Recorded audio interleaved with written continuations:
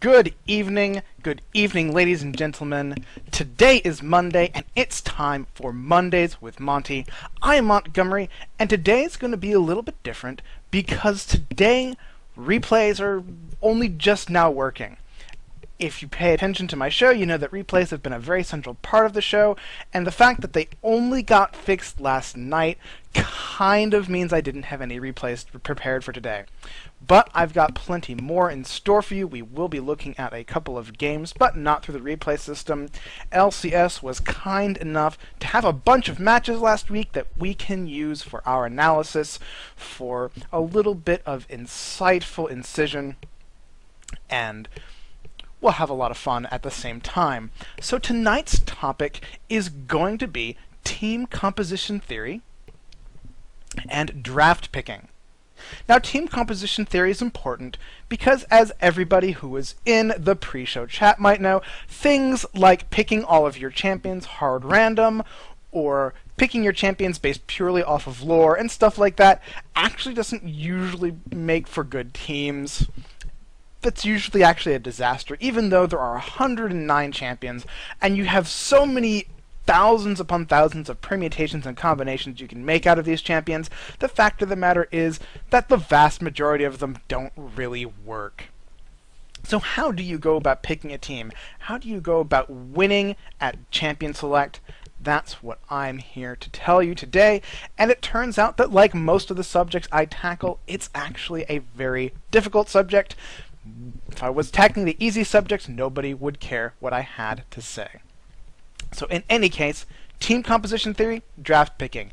That's today's topic.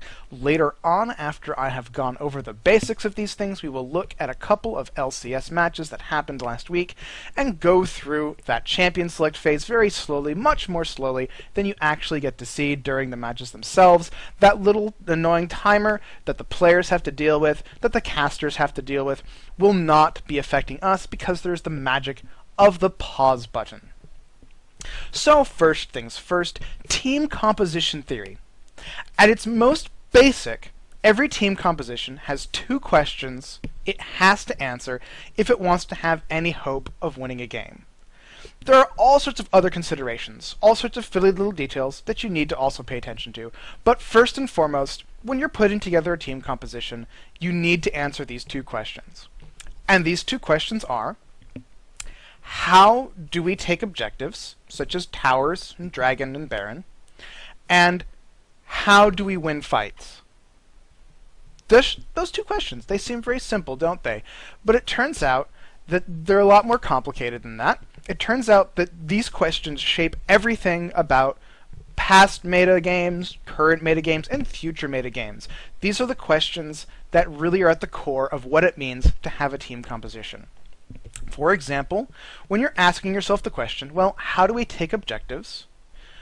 The answer that we have today, and that has been in place for over a year now, and for much longer than that, is, well, you need an AD carry, a ranged AD carry. And the reason why the ranged AD carry is so important is because ranged AD carries are just really, really good at standing at a safe distance and just plinking down whatever objective you want, whether it's a tower or a baron or dragon. They bring a lot of standstill damage. If there's a stationary target, they'll kill it faster than just about anything else, especially super high health stationary targets like towers, baron, and dragon. They're the answer to that problem. They're not the only answer, but they happen to be one of the most effective answers and one of the easiest answers to use. A team composition that does not have an AD carry generally has to jump through some extra hoops, has to be a lot more thoughtful and well coordinated and well executed than one that just simply uses an AD carry and does its thing that way. At the same time, the AD carry is also a fairly good answer to how do we win fights, at least in the late game. An AD carry brings a humongous amount of damage scaling relative to most other champions, and so when the tanks get really beefy in the late game, and your AP carries stop being able to just blow up everything, the AD carry is the one who comes through and helps you get the victory. So the reason we have ranged AD carries all over the place today is not because some random god from on high decided, yea, verily, we shall have AD carries in all of our games. No, it's because there are actual practical reasons. The AD carry is a really good champion for helping you take objectives. They're a really good champion for helping you win in the late game. That's a really good thing to have. And if you don't have one, you have to do some other fantastic stuff in order to try to fill that gap. You have to be very, very smart about how you put a team together, whereas if you're just playing, it's a lot easier just to make sure that your team has an AD carry. But an AD carry isn't the entire picture. You might very quickly realize that a team of 5 AD carries is not going anywhere, at least not unless the enemy team really borks it up bad. That's right, 5 AD carries is not a very standard or even viable build, at least unless, as I said, you vastly outskill your opponents or they really underestimate what the heck it is they're doing. Because without a tanky front line for those AD carries, what happens? Well, some crazy champion like a Kali or Xin Zhao or somebody just dives right in, and you lose just about everybody in a blink of an eye. Why? Well, AD carries are squishy. And so you start to develop this whole game around these premises. You start to see how everything fits together in a very interesting, almost ecosystem-like setup where the AD carry needs the tank for this, you need the AP carry for that, the support's here for this. It all links together. But it all comes back to those questions. How do we win fights? How do we take objectives? And even when you get into draft picking, these sorts of things apply. As you're picking champions, there are all sorts of considerations at play. Things like, well, who can win what lane? Who's bad at that lane?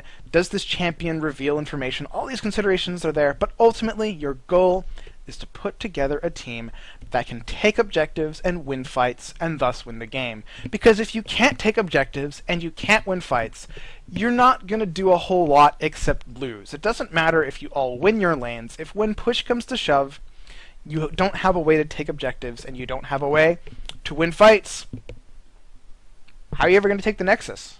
It's not going to happen. Not going to happen.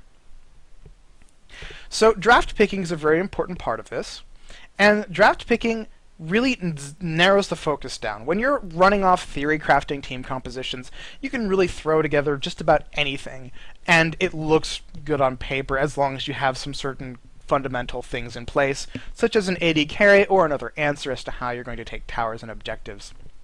But when push comes to shove, you actually have to put this team composition together in draft pick.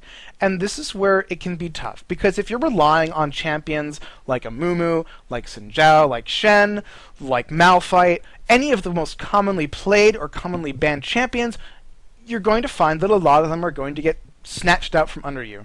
If you're like, alright guys, we're not going to ban Mumu, we're not going to ban Shen, we're not going to ban any of these champions because we need them for a composition, well, the first thing that happens is, what did the enemy team ban? Well, they banned a Mumu, Shen, and Malphite. Sucks to be our team composition, doesn't it? Doesn't work anymore. So having a little bit of interchangeable champions, a few, if we don't have a Mumu, we can try to use this champion instead. That's a very important part of any team composition. But another important thing is, outside of having some interchangeable champions, is a little bit of information warfare. If you're going for some crazy AoE death team comp, and your first picks are Sona, Amumu, and Malphite or something, it's very, very easy for the enemy team to just be like, well, this is obvious, we know exactly what's going to happen, and we can pick accordingly. You don't want to let your opponents know what the heck it is you're doing until it's absolutely necessary. And you see this very often in how champions are picked. You don't pick champions like Singed first, because they get countered in lane, and you don't pick a champion that you try to pick champions that can do multiple things. A champion like Xin Zhao. What can Xin Zhao do? Well, he can mid, he can top, he can jungle. Those are his common places to go. And so if you pick Xin Zhao, nobody can be like, ha! I know what I'm going to do. I'm going to pick Teemo top and I'm going to crush that Xin Zhao. Well, it doesn't work because Xin Zhao's now in the jungle. And what did you accomplish? Well, now you've got Teemo top against something like Garen, and that's not really going to work for Teemo at all. And if you pick a champion like, say, Akali, and you're a cheeky person like me who can play her in the jungle as well as top or mid, the same thing happens. Somebody goes, I know just the ticket. I'll get Twisted Fate. Twisted Fate can use this ultimate and make Akali miserable. This is how I'm going to win. And she's in the jungle. There's a little bit of information warfare that goes into draft picking because you don't want to reveal your hand too soon. If you play your trump cards out at the start, you can very easily get countered and destroyed. This is why people who first pick vulnerable champions like Ryze or Singed, or just any champion that has a strong counter, that can be a big problem for them. So again, let's just review a little bit here. Team composition theory is all based around two basic questions. How do we win fights? How do we take objectives? There are all sorts of other considerations, things like we need to have a mix of damage, we need to have a good jungler, we need to be prepared for either a strong early game or a strong late game, all sorts of crazy other things, but it all comes back to those two foundational questions. And then when it comes to draft picking, it's all about the information warfare. It's all about not letting your hand out too soon, not giving your opponents too much information, as otherwise you will potentially be countered before you even know what's going on. So before too much else happens, we're going to go right ahead and look at the first LCS match and look at its champion select. And the match we're going to look at is actually going to be the much vaunted and anticipated TSM versus CLG match. That was an exciting match. I don't know if you caught it or not, but we're going to look at its champion select. So let's take a look here. Let me expand this out. And as you can see, we've got the incomparable Freak and Rivington down here. We've got full HD now. It wasn't in HD before because YouTube hates me. I've got it muted because as much as we'd love to hear their commentary, we're going to listen to mine. And right off the bat, we can see that Nunu is banned. So why would TSM ban Nunu? We're going to look at both picks and bans.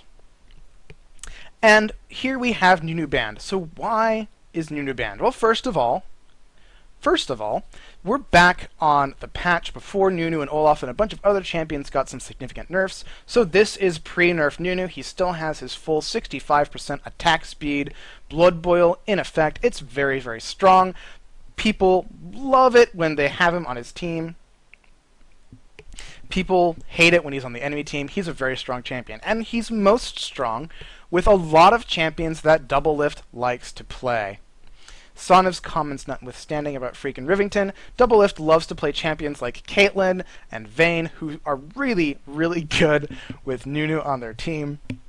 Really, just once you have a Nunu Cait lane, things are absolutely frightening. And because Doublelift loves to play those types of carries, TSM's like, you know what, Nunu's a strong champion, let's get him out of the way before anything terrible happens like Doublelift gets his hands on Nunu as a support. That's a very sound ban, focusing on what is possibly the core of the CLG team, and in response, who does CLG ban? They ban Olaf. And this is another, again, this is pre-nerf Olaf. He doesn't have the diminishing slow on his axis. He hasn't had the cooldown on his W nerfed. This is pre-nerf Olaf in all of his glory. And it so happens that Dyrus plays a very, very good Olaf. And we're kind of seeing a slight difference here between tournament draft pick and solo queue draft pick. What happens in solo queue? People just ban champions they hate. Champions that make life hard for them. They don't know who the heck on the other team is playing what. They don't know who they like to play. All they know is that Shen or Malphite or Amumu or Shaco or Elise or Eve are just terrible champions to play against, and they just get rid of them. In tournaments, you see a lot more targeted bans. Bans that, you know, these champions are still generally strong, but they're focusing on players who know how to play them. Olaf is very deadly in the hands of Dyrus, in addition to being a humongous problem for carries because he just ignores all peel and CC as he goes diving after somebody like Doublelift. This pick helps protect Doublelift, helps keep Dyrus a little bit in check, helps CLG a lot. It's just a very, very good ban. And in response, we see TSM bans Nidalee, and this just really goes to show what I was saying before. In solo queue, people ban very general picks. In tournaments, most of the bans are very specific. Hotshot GG, very famous Nidalee player, very good with the spears, very good with the split pushing, very good at just being a humongous thorn in people's side with Nidalee. He wins a lot of lanes you wouldn't otherwise expect people to win with Nidalee, using Nidalee. That's one of his best champions.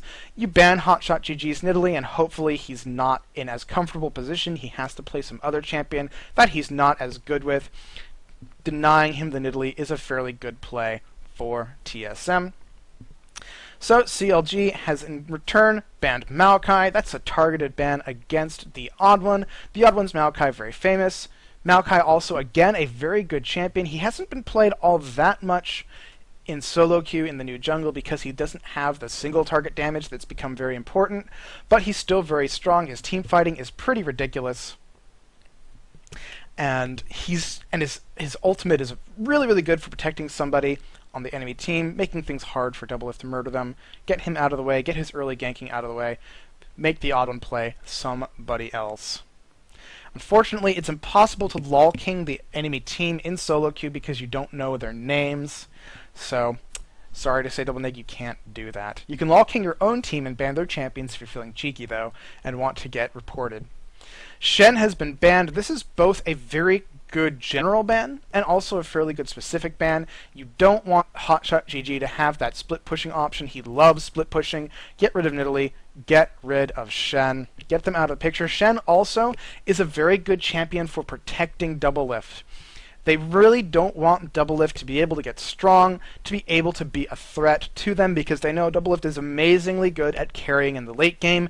If Shen is on CLG, anytime they try to gank bottom lane past, say, the 7th minute, there will be a nice purple shield that goes right around Doublelift, making the plays happen, making him get fed and be scary. TSM does not want that to happen. They know that Hotshot GG can play Shen. They want to get him out of the picture. And here's perhaps the most strange ban we will see tonight, LeBlanc. LeBlanc has not been played competitively for some time, and yet here the ban is. And there are some questions that this immediately brings to the mind. Why LeBlanc, first and foremost? Well, LeBlanc is extremely good at countering AP champions mid that might otherwise do okay against a bruiser or AD caster or AD assassin. Champions like Xerath, who can normally just stay way back and be safe and not have to worry about getting jumped because, doesn't ever have to come near the creep wave. LeBlanc can just come out of far range with her W, just come right in, throw a whole bunch of damage down on them, and make them miserable. So it's very, very possible that CLG has a very specific champion in mind for CLG Link to play. They want to have that champion available and safe, and if TSM knew what that champion was, they might pick LeBlanc. Reginald did play LeBlanc at some point in Season 2. He did a pretty good job with her. But right now, not very competitive. But you know what? If I saw a champion like Xerath in the mid lane, I would think to myself, yep, just nail him with LeBlanc. Very good pick there. So it's very likely that we'll see a fairly unorthodox or uncommon AP champion here from CLG. So now it's TSM's turn to pick the first champion. And keep in mind what I said before about champion picks. You don't want to tip your hand early. You don't want to give the enemy team that much information, or you don't want to pick champions that get countered instantly and very easily. So we're going to expect a very generalized pick for this first pick, something that can basically fit into just about any team composition, or a great number of them. And so we see Xin Zhao. And this is exactly what I'm talking about. I actually mentioned him by name earlier. Xin Zhao can fit into 3 different places very easily. He's not that common mid, but he is a fairly decent top. He's a decent mid, and he's a very, very good jungler. So there's no real way for CLG to exactly counter him. He's good in just about any composition. He's got very strong early ganks. He's a tanky beast as the game goes on. And CLG doesn't really have a whole lot of information to go off of to determine what the rest of TSM is doing. They're sort of blind. All they know is that they have to deal with the early ganks from Xin Zhao. And so in return, what do they pick? They pick Taric and Lee Sin. And if you're TSM, you look at these picks and you think they're going for a very strong early game too. Lee Sin kind of falls off a little bit later. Taric kind of falls off a little bit later. He's dependent on the rest of his team to be scary because all he can do is stun and pray that his ultimate makes everybody on his team awesome. And this is just a very good early game composition right here, this Tarek and Lee Sin, that potentially, if you have a very strong early game, you can carry a double lift into the late game and then he'll carry you. That seems to be CLG's strategy at this point, and TSM was going to want to do something about that. They're going to want to figure out a way around the early game strength here. And they also don't want to give away too much information still, because they still have another 2 picks to make after these 2. CLG has 3, and if they make any soft picks, something that can be countered here, CLG has all the time in the world to counter that. So many picks left to do that with, whereas TSM will only have 2 left in which to salvage their team composition. You can see the odd ones thinking very, very hard. And who are they going to pick? Well, we have Kale, and Kale again, same thing as Xin Zhao. She can basically be anywhere. She can be support or AD carry. Not that common, but she's seen very often mid, in the jungle, or top. She can be in a lot of places. You can't just say, aha, this is Kale mid, we'll counter her. And also the same deal with Elise. Elise can jungle, Elise can top, Elise can mid. These 3 champions are basically interchangeable in their lanes. You can't counter them very easily. You can't say, you know what, this champion beats the snot out of Kale mid, because if you pick that champion, what's TSM going to do? They'll just throw Kale in the jungle or top or something. Make life hard for CLG. Good uncounterable picks here. Very difficult for CLG to deal with in terms of countering, and right away we see CLG does make an unorthodox AP mid pick and picks a very interesting AD carry for double lift. Now TSM had some fairly strong dive between Elise and Xin Zhao, so what does CLG do? They grab Urgot, because who in their right mind wants to dive Urgot? He's the tankiest AD carry in the game. He's basically not even an AD carry, he's just a ranged tank. He beats the snot out of other AD carries because he reduces the damage they deal while dealing all sorts of nasty damage to them in return. His swap is incredibly good for catching people out of position. He is a very strong pick against a team that seems oriented to dive. The only weakness in this pick is that the enemy team, TSM, has Kale, who, if she gets her ultimate off on the swap target, that'll block a lot of the burst damage that CLG wants to throw down. And they do have burst damage between Tarek, Lee Sin, and now Syndra. There's plenty of burst damage to be had on any target that gets swapped, but the timing has to be perfect, because otherwise this Kale will just throw her ultimate on the target, and none of the burst will actually happen. Meanwhile, poor Urgot will get swapped into the enemy team and may get killed himself. But we do see this unorthodox Syndra pick. LeBlanc definitely would put the screws down onto Syndra, make her life a little miserable, and Syndra would normally be pretty good. She doesn't have to get close to Xin Zhao or a Kha'Zix or a Talon or anybody like that to farm. She's got her super long-range abilities. Not as long-range as, say, Xerath, but still fairly decent. She's got an ability to shove somebody away who's jumped on top of her. She's got a lot going for her in that regard. So, and if somebody gets swapped and she uses her ultimate on them, she can follow it up with her shove ability, throw all sorts of orbs into TSM, stunning them, make life hard for them. So how does TSM respond to this? Their strategy so far, this very divey composition, seems to have been countered by a very clever Urgot pick. Urgot Tarek is also an extremely brutal early lane. You've also got Lee Sin on top of that. That's going to make the early game very difficult for TSM unless whoever plays Xin Zhao. I'm assuming the odd one might. That makes the most sense given these 3 picks. You'd want Kale mid, Elise top, Xin Zhao jungle. If he jungles, he needs to make a lot happen with Xin Zhao, or else things might go poorly. And we see a Lulu pick from TSM, and this is a very smart pick because it couples with Kale's ultimate very well. If somebody gets swapped and focused, Lulu and Kale can ult that person, and all of a sudden the swap actually becomes a counter initiation on its own. Everybody's clustered around the swap target, everybody gets knocked into the air by Lulu. Lulu also very strong in the early game, very good defensively, keeping a carry alive. And we see an Ezreal pick as well. That's also very smart. It's very, very hard to lock an Ezreal down. He can skirt around the edges of combat, very good range, very hard to hit with things like corrosive charges from Urgot. This is a very good composition. They'll be diving in. Ezreal will be staying back safe. Same deal with Kale. She'll just get her ultimate off on somebody while being safe herself. This is a very strong team because the divers don't have to worry about Ezreal. He can fend for himself. Kale can always ult herself in a pinch. Nice, strong team composition from TSM. CLG still has this issue of if Lulu and Kale get their ultimates off, the Urgot swap is kind of screwed. It's not going to be very effective. They need some sort of counter to keep those two from being able to use their ultimates if they want to catch somebody with double lift swap. And they grab Malphite.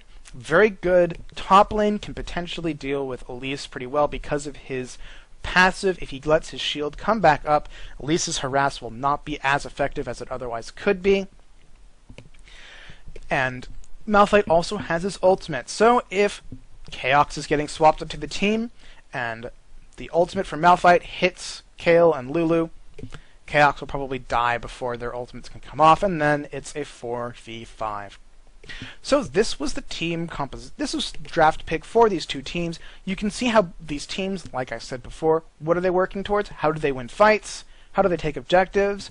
Well, TSM wins fights by having Dyrus and the Odd One dive into the team, possibly killing Link, doing tons of damage, disrupting them with their crazy abilities, catching people out with stuns and the like.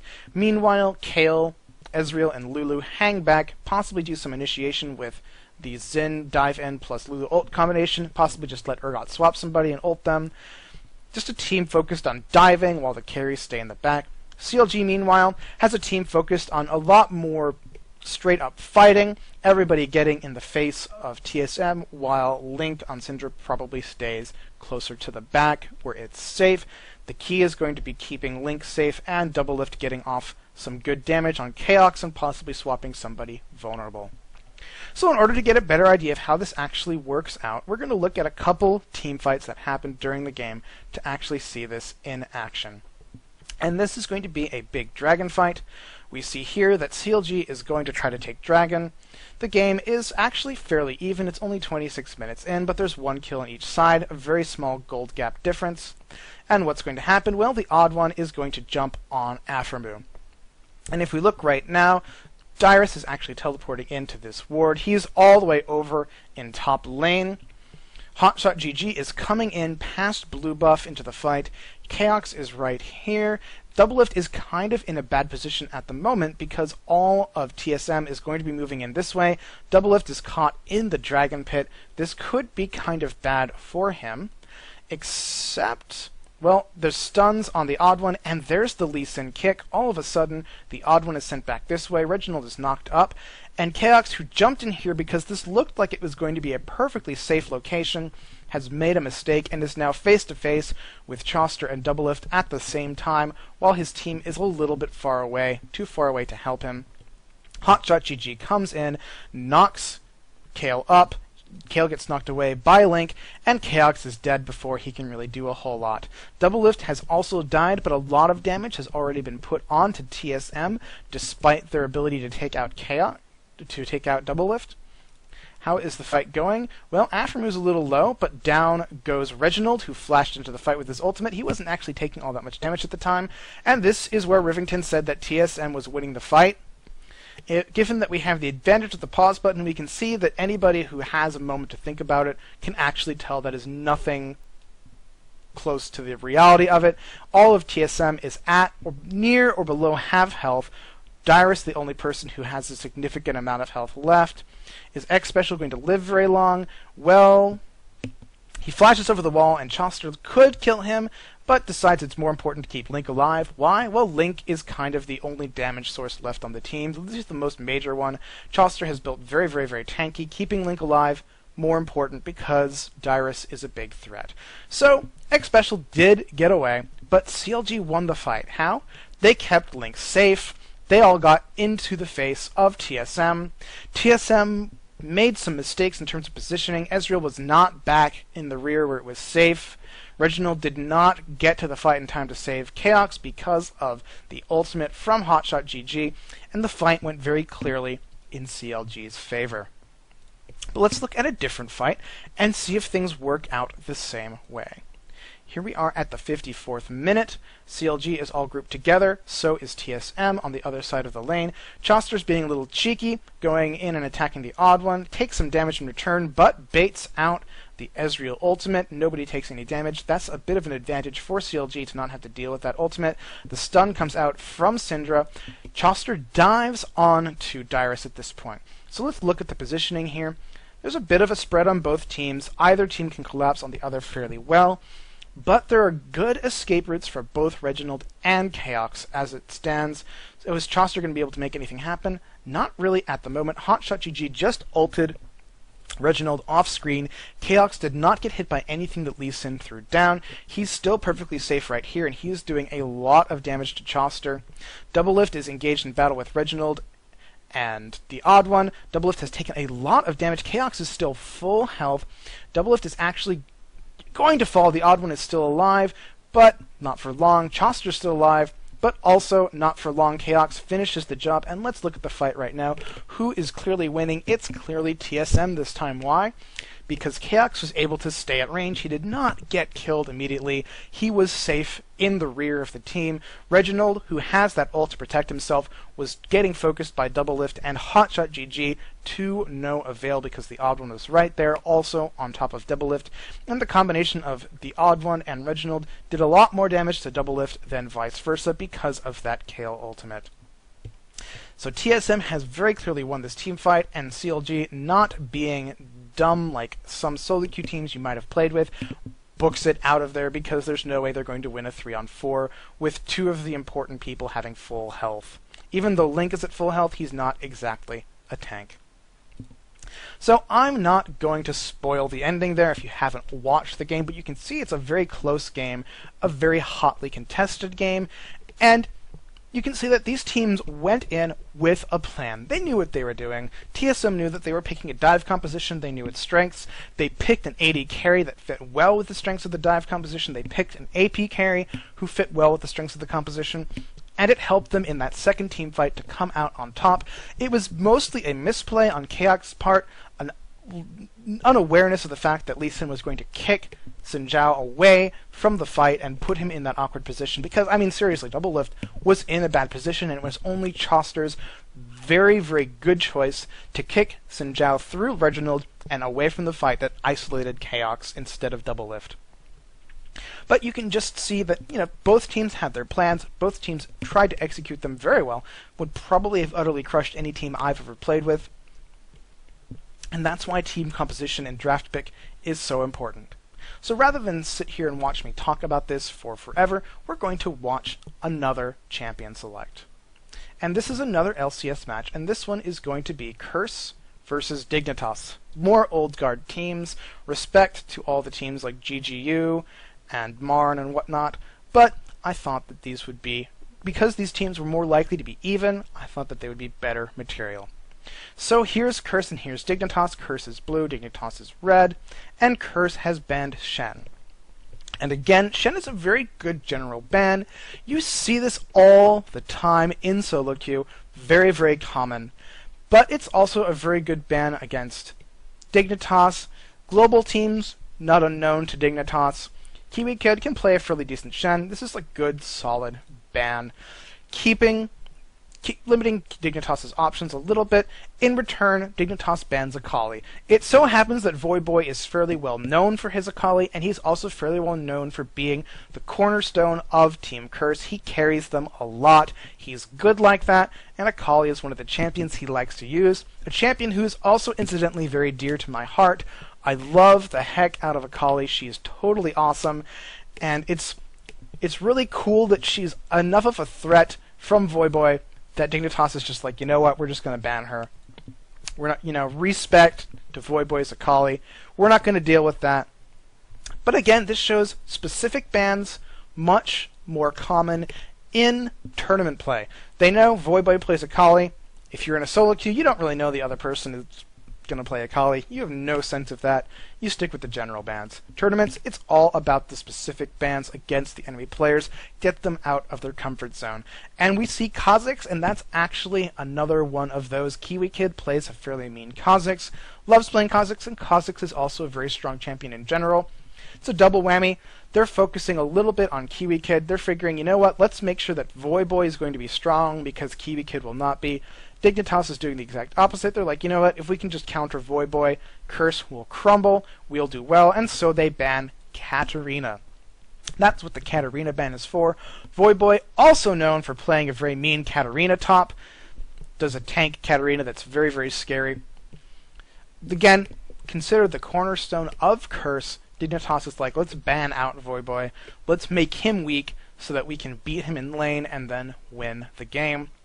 In response, Olaf ban, another champion that Kiwi Kid can play. Another very good general ban, especially because this is pre-nerf Olaf. This is Olaf without any of those diminishing slows on axes or longer cooldown on his sustainability or anything like that. This is pre-nerf Olaf. He's a mean monster, worthy of being nerfed, and Kiwi Kid plays him fairly well. Get him out of the way, make sure that Voyboy will do well. He can also be jungled fairly well, and Crumbs is a scary jungler at times. Make sure that Dignitas has limited options that could make Voyboy unhappy. Curse wants to make sure that Voyboy will do well. So for Dignitas' last ban, are they going to keep targeting Voyboy? They've already banned out 2 of his most popular champions. In fact, all the champions at this point are practically top bans. Kha'Zix can also be played mid or jungled, same with Shen, but practically all of these champions are top lane champions that are being banned. All of them targeted in the top lane. Top lane definitely going to be vital to this game. Can Voyboy come out ahead? Will Kiwi Kid squash Voyboy? That's going to really determine the flow of this game. And we see a Misfortune ban. And this is an interesting ban, obviously, because it's the only ban that was not targeted at the top lane. It's a ban targeted at an AD champion that's more towards Cop. Cop can actually play a fairly okay Misfortune. But generally, Curse's team compositions haven't focused on that AoE damage from Misfortune, but she is generally considered one of the best AD carries right now, because especially if she has somebody like a Nunu on her team, she can just build Black Cleaver, Last Whisper, Bloodthirster, and use her ultimate to utterly wipe out entire teams. It's very dangerous, it's very deadly, and you don't want to be on the receiving end of it.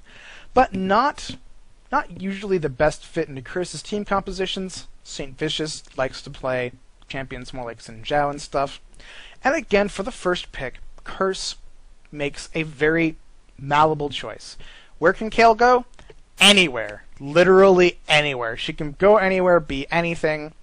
Normally, she's been seen mid as of late, but she can still jungle, she can still go top, and in a pinch, she can even act as AD carry or support.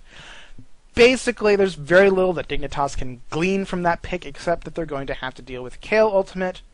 That's all that they know. And they instantly pick up Elise and Nunu. Again, Nunu, this is pre-nerf, this is full 65% Blood Boil Nunu. Stick with what's overpowered, stick with what Dignitas knows. Elise, again, very malleable choice. She could be top, or she could be mid, or she could even be jungle. Nunu is a support pick. He has a number of champions he works well with, maybe not as many as Taric, but still a fair number. And so this doesn't really give too much information to Curse. It does give a little bit because Nunu is generally considered best with a handful of champions like Vayne or Caitlyn, who either really need the attack speed boost or really benefit from it. One of them has already actually been banned out by Dignitas, Misfortune, so it's a little bit awkward that they'd pick up Nunu, but by taking Nunu, Curse can't have it. And so if they can get one of the carries that they want, they could definitely be a scary combination, especially with Elise diving after whatever carry Cop will end up playing. So who is Curse going to pick? Well, Nijaki flipped around through a bunch of champions, mashing that random button. He now looks like he might be picking Veigar, which would be interesting, because that would mean Kayle would probably top or jungle, whereas Veigar would go mid. But Veigar is a counterable champion mid. They could potentially send Elise top and then pick a mid to counter Veigar, and Veigar's not really going to go anywhere else but mid. Meanwhile, St. Vicious has settled on Xin Zhao. Again, as we learned from last game, he's a very generalized pick. He can top, he can mid, he can jungle. Probably jungle. Probably, but not necessarily. He's a very strong jungler due to his early ganks. Very potent, he builds super tanky, and Nijaki has swapped to Caitlyn. And this is a very important pick because it hurts this Nunu pick. With Misfortune banned and Caitlyn picked, Nunu's options are very, very limited. Vayne is actually now a very bad choice. because Vayne is very strongly countered by Caitlyn. Caitlyn has a lot of range on Vayne, and while Vayne, if in some cases, can do okay, with Caitlyn's range and with very good support like, say, a Leona, or even a Blitzcrank, or anybody else, a Taric, Vayne will have a lot of trouble. I'm a Cutie Pie is going to have to be very, very confident, in his Vayne if he wants to play against Cop on Caitlyn. And so this Nunu pick is a little bit hurt by this Caitlyn pick and by the fact that Miss Fortune has already been banned. They don't have too many options left that'll be easily functional. They're going to have to deal with that. So how are they going to deal with it? Well, they're going to pick one of the other options that isn't Vayne. They're actually going to pick, if it will show up in just a second here, I didn't exactly have these perfectly timed, but they're going to get around it. They've got Lee Sin for some early strength, and they're grabbing Twitch. Twitch is actually very scary with Nunu, because that speed boost that Nunu gives to Twitch allows him to very quickly stack his passive and do tons of damage with his Expunge. A fully stacked Expunge is more damage than a point-blank blast to the face from Graves' shotgun. It's a crap ton of damage. And he will also slow you at the same time with his W, so all of a sudden you've got 6 stacks. The poison also ticks away on you. That's not even factored into that Expunge damage, the poison ticking away on you. This Twitch is scary with Nunu, and that was one of the only picks left that really made a lot of sense against Caitlyn. Caitlyn actually can have significant problems against Twitch because Twitch can sneak up on her without her range advantage mattering for anything. Meanwhile, Lee Sin, again, very strong early jungler.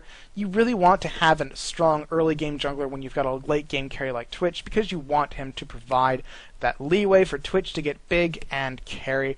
His ultimate is also a very good method for getting sticky people like Xin Zhao off of Twitch. You want to keep Twitch safe. And right now there's some strong diving on Curse.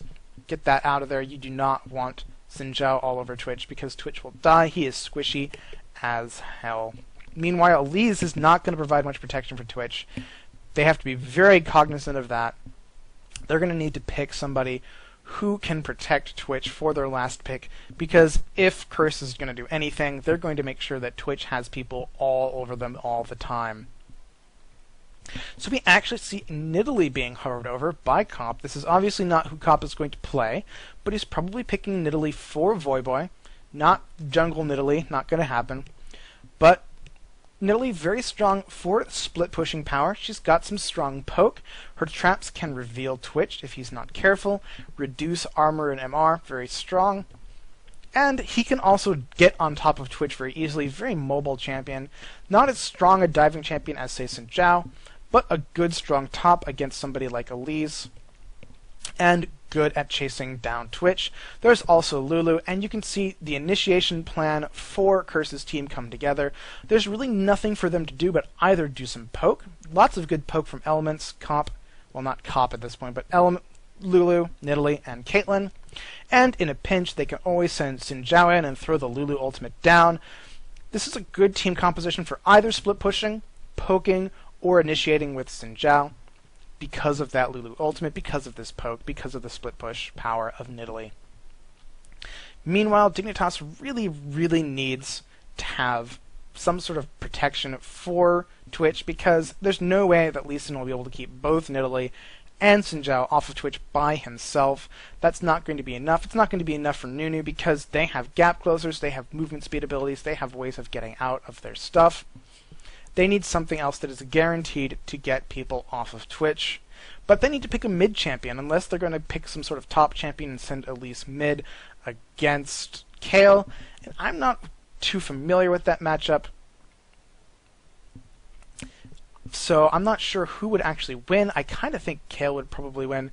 So you can see that Skara actually is going to be picking up Gragas. Gragas is a very good champion for peeling off of Twitch because not only will his Q slow down the attack speed of both of these champions, but his ultimate will send them flying away, giving Twitch all the room he needs to murder everything. You kind of don't want him to split everybody apart during, say, Nunu ultimate. During, say, Twitch ultimate, you just want him to keep people off Twitch. Normally, Gragas is picked in order to break up AoE compositions, but in this case, Gragas is picked to pick people off, potentially with his ultimate, or keep people off of Twitch. And you can see how these team compositions have come together. Again, this is a team composition focused on diving Twitch. You've got Nidalee and you've got Xin Zhao, who will be jumping on Twitch. You've got the Lulu ultimate, who will knock up anybody around Xin Zhao. You've got a lot of poke for before the fight. There's not a lot of sustain on this team. You've got Kale ultimate for anybody who does get picked off by Gragas. That wasn't any conscious decision on Chris's part. It just worked out that way for them. Meanwhile, Dignitas, they've got a little bit of dive to go after Caitlyn. It's really, really hard to get even an Elise off of you, even as Caitlyn. There's very good laning power in this new Twitch combination. Lulu's not bad with Caitlyn, but it's not really ideal. They had to pick Lulu more for their late game. It's a very strong core. Over here, it looks a little bit weaker late game in that Nunu and Lee Sin kind of fall off, but then Nunu will be powering up Twitch. Lee Sin will hopefully be establishing a very strong early game for the team. And this should work fairly decently for Dignitas if they play it right. And we're going to see if they do, because we're going to fast forward here a number of minutes into the game. There were some pauses during the actual game itself. But if we fast forward to this moment, we can see that Voyboy and Crumbs have both been already taken out before this fight. This is going to be a 4v4 centered on Xin Zhao, Lulu, Kate, and Kale, which Skipsic has pointed out is a very strong 4-man core in the chat. So how is this going to go down? Well, here's Batoy running away. St. Vicious is coming in, and what does he do? He's actually jumping onto I'm a Cutie Pie. There is a ward in this bush, and I'm a Cutie Pie is caught. This is the worst case scenario ever for Dignitas. They do not want Xin Zhao to be able to just walk right on top of Twitch like that. Right away, Batoy uses his ult. Twitch has flashed away to get to safety, but Nijaki is all over him, and Twitch has gone down. Xin Zhao has that crazy reset on his gap closer. When he was stuck in the Nunu ultimate, what did he do? He just attacked Gragas. He was like, whatever, Gragas is right next to me. I'll just use my Q on him, stun him, and then I'll have the reset, be able to go right on top of Twitch. Easy, no problem. Kiwi Kid was kind of off chasing before. He was coming from having chased down Voyboy. He's going to manage to kill Nijaki with help from Skara. Cop is doing a lot of damage, though. Down goes Elise on top of Caitlyn, gets the stun just in time for the barrel. But is Skara going to get away? If we look at this fight, it's actually come down to 2v2. What's going to happen? Well, Xin Zhao managed to tank the entire thing. Down goes Gragas. Elements picking up the kill. Carry Lulu is overpowered. And so it was a 2 for 3, given that Crumbs was already dead, as was Voyboy. It was a 4v4 fight. And everything worked out very well for Curse. They're going to pick up this dragon. And why did things go so horribly wrong? I'm a Cutie Pie got caught. If he was in the back, or if he was stealthed or safe, it would not have gone so poorly. But because St. Vicious was able to get right on top of him immediately, that forced the Nunu ultimate. It forced the flash. Meanwhile, the rest of Curse was able to just get right in there, do the damage, and get Twitch out of the picture before he could do anything meaningful. So we're going to skip ahead again to yet another team fight and look at how this one's going to go. Maybe it'll go differently, maybe it won't. We will see. So here, about 30 minutes into the game, if I let the bars fade back, maybe we'll be able to see the score a little bit. Probably not. This is a Baron attempt by Curse. There we go. It's literally dead even on gold. There's like 1 kill advantage for Curse, but equal towers, 200 gold difference, that's utterly meaningless. But the big problem right now, where's Dignitas? Well, Voyboy may be in a different lane, but only 3 of Dignitas are present. Batoy picked a bad time to recall. Crumbs was possibly going down to try to stop Voyboy from pushing. So now there are only 3 members of Dignitas here. However, Baron is the great equalizer. This big puddle of crap coming down on top of St. Vicious reduces magic resist. And who's right here? Well, Dignitas has some good magic damage people right there to do tons of damage. And what has Elements done? He's already taken half his health in damage. The Repel goes up to try to catch Elements, but he dodged out of vision too soon for Kiwi Kid to jump on top of him. And here is the most gutsy Lulu play I've ever seen. Not only did he ult himself and knock up 2 of the 3 people right here, he gets Kale ulted and then flashes into Dignitas. I have to really give a hats off to elements for this, because this is one of the boldest Rambo plays I think I've seen. He's right there in the middle, slowing them, keeping them in play for the rest of his team. He dies for the effort. If he had just avoided that one barrel at Baron, he might have even lived through this. We all salute Elements for his sacrifice. That was an amazingly bold play. I don't think we've seen too many Lulu initiates in the history of League of Legends, but there it was, Lulu herself running into the enemy team without fear, making things happen. And what's happened again? I'm a Cutie Pie, because of that play from Lulu, has been caught by St. Vicious again. Voyboy is right here. He used his teleport to come into this fight. Nunu is way too far away. Poor Patoy not in the fight. Kiwi Kid is going after Cop, chasing Cop down, doing the damages, but Skara died before he could use his ultimate to save I'm a Cutie Pie. I'm a Cutie Pie dies. Kiwi Kid dies, manages to get caught but dies in the process, and Patoy is kind of on his own here with most of Curse alive. So what happened here? Well, Dignitas's composition wasn't necessarily all that bad, but what went wrong was that in both cases I'm a Cutie Pie got caught out of position, was not expecting the ward in this brush by mid lane, was not expecting a Lulu initiate. That's kind of crazy. It doesn't usually happen, isn't usually that dangerous, but you know what? Combined with Kale Ultimate, it actually worked pretty darn well. So that's why team composition is important. Even in the professional level play, both teams have plans. They're thinking about those two questions. How am I going to take objectives? How's my team going to take objectives? How are we going to win fights? They're playing around with that information warfare aspect. During champion select, they're picking very general champions at first in order to hide information, to prevent the enemy team from just picking and being like, yep, we're countering them. It's really easy. You don't want to end up in those situations where you're very obviously going to pick nothing but attack damage champions. You're not going to pick something like Talon and Garen as your first two picks, because that immediately tells everybody that your top and mid lanes are not going to have any ability power damage whatsoever, and unless you're going to do some crazy thing that does not involve an AD carry, you're going to have no magic damage worth speaking of. And thus, the enemy team's like, hey, let's just grab Tarek and Jarvan. Now we have a bunch of armor. Have fun with that, guys. So that's team composition theory. That's how you do draft picking. There's so much more to this. There's stuff like making sure you have both types of damage, physical and magic. True damage also helps. There's all sorts of things like making sure your lanes make sense. You really don't want to pick a lane like Tarek and Vayne into something like Soraka Caitlyn or Nunu Caitlyn. Anything plus Vayne versus Nunu Caitlyn is basically a lost lane, because there's nothing you can do to save that. Vayne will never have a good time in that lane. Your only hope is to lane swap at that point, and pray to God you've got a good solo against the Nunu Caitlyn, because that's not going to be fun for them either. But despite all these other considerations, it all just comes back to, how do we win fights? How do we take objectives? And then in draft pick, you do have to be mindful of those things again. You want to be careful not to let people get countered by being the first person to pick. You want to be mindful of the fact that in a tournament, there's all these very targeted bans, but in solo queue, things are a lot more general. People ban the things they hate to play against, like Shen, like Shaco, like Eve, like Elise, like Kha'Zix.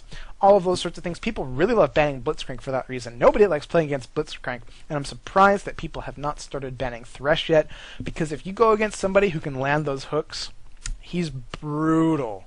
Brutal in ways that Blitzcrank can only dream of. Especially late game, it's just crazy. But in any case, that's team composition theory. So if you have any questions, I will happily answer them at this point. We've got 7 minutes before the hour. Yeah, Thresh is totally OP. He's going to get nerfed once he starts seeing competitive play. Very, very quickly. That Lantern, I haven't really gotten any good Lantern ganks off in solo queue as of yet, because junglers have not really gotten accustomed to the fact that I can throw my Lantern way behind me and they can be like, surprise, I'm Olaf, or surprise, I'm a Mumu. But it's totally, totally overpowered. You can gank bottom lane all day with a good Thresh.